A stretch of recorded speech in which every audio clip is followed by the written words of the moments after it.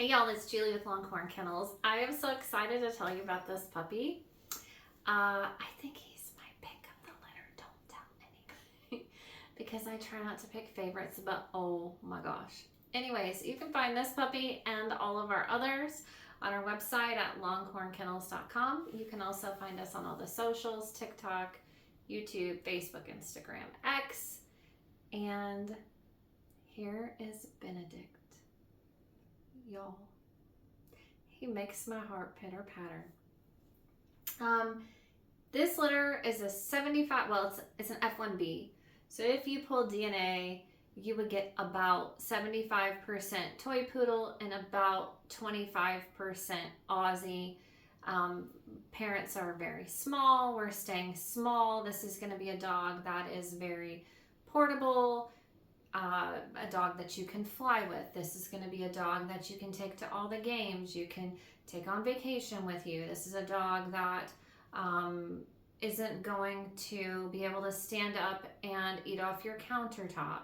This is a dog, but this is not a dog that's so small that you're fearful when, you're walking that you're going to trip on them or, as an adult. I mean, of course, as a puppy, he's tiny, but as an adult, this is very much a dog that's going to be able to go on a walk with you and keep up with you and sleep in the bed with you. I know, my angel, you're such a good boy. I love you. He just woke up, so he's hungry. Mom is an AKC registered toy poodle. She has her OFA certifications. That's Orthopedic Foundation for Animals. It's a group of board certified it's radiologists, but it's bigger than that because they also work with the canine ophthalmologists and the canine cardiologists and all of that. So patellas are a very big problem in small dogs. So we certify all of our parent dogs that they do have non-luxating normal patellas before we breed. I've been doing that now for 6 or 8 generations on dogs, maybe longer since I started. And so that's something that you're going to get. That doesn't matter what litter you're talking about with me.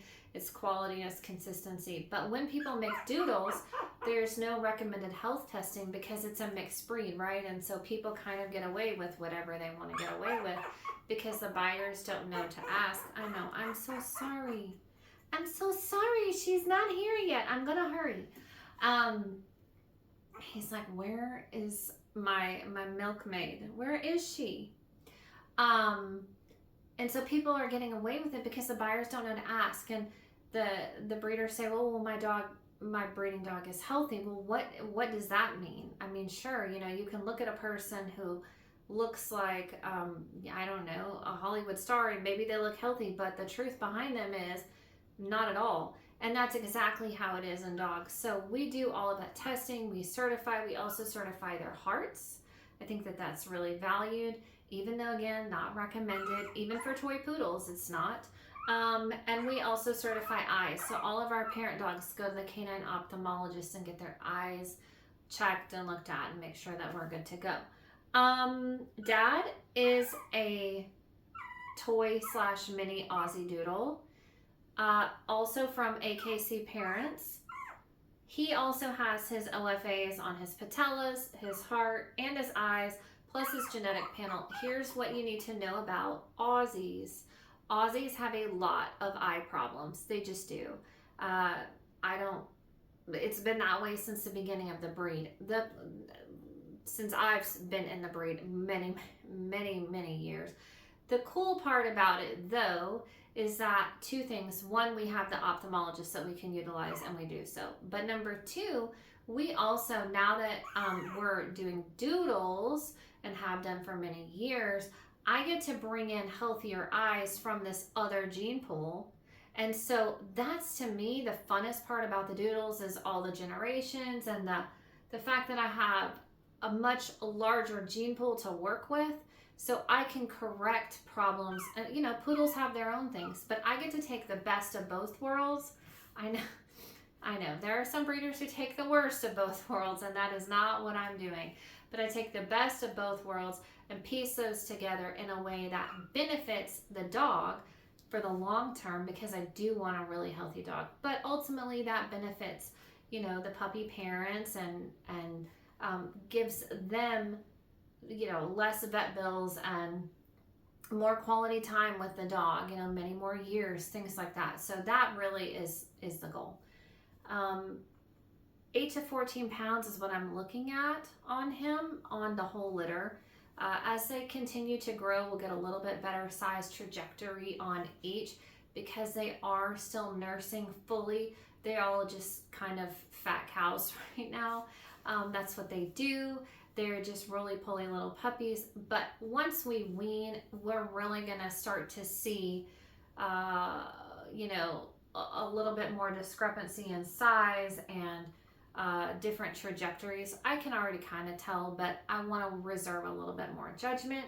But that's kind of where we're at on him. I think he's going to be a little bit smaller than Anthony, and I'm going to have to measure and weigh, but he just feels that way in my hand. And it's not even so much about a weight, but like just his overall bone structure and all of that. So Benedict. He is a blue merle. He is what we call a phantom, which means that he is tan pointed. So that's the coppery spots like on his cheeks and above his eyebrows. It's all kind of blending with his other colors as well. A little bit harder to see, but as he grows, it's going to get more so. He is a very flashy dog. Of course, he's got these white socks. He's got the white mouth here. I just want to try to not make him mad because he's really patient with me right now. He's wavy coated, which I really like. Hi, handsome. His nose should fill in entirely. Pigment comes with age, and he's still very, very young, but I would expect a fully black nose. You can kind of see how he's a little lighter there on his cheeks, under his eyes. Oh, and he's like, he's licking in anticipation of eating. I know, I'm hurrying. Here, lots and lots of white. I'm gonna make him mad. Okay, don't get too mad at me. I'm sorry. Lots of, oh, you're a good boy. Lots of white there. This white continues all the way up here. Here's tan points, like you can see under his tail.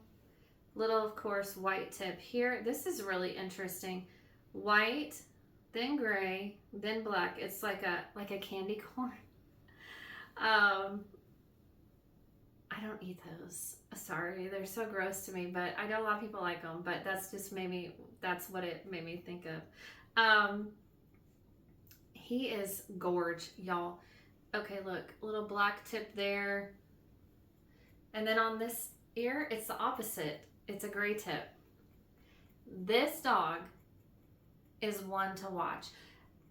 Not only these markings are probably my favorite.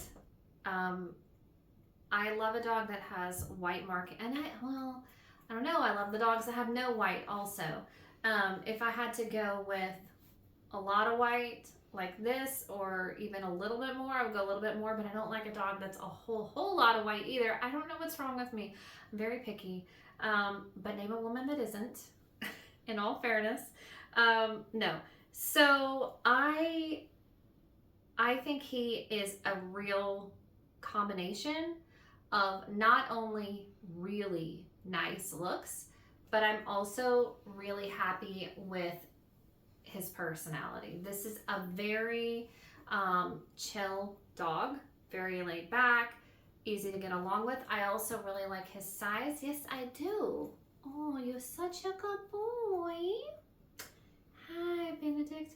Y'all, he's a sweet one. He's gonna be good in pretty much, like, I'm trying to think to myself what kind of a home he would not. Oh, goodness, I can't really think of one. So, really, really happy with him. You can find me on the website. You can find us on the socials, or you can call me 406-426-8786. Happy to chat with you and get more specifics. Maybe even if he's not your puppy, maybe we'll have something else that is, and we'll know more once we talk. So thank you so much.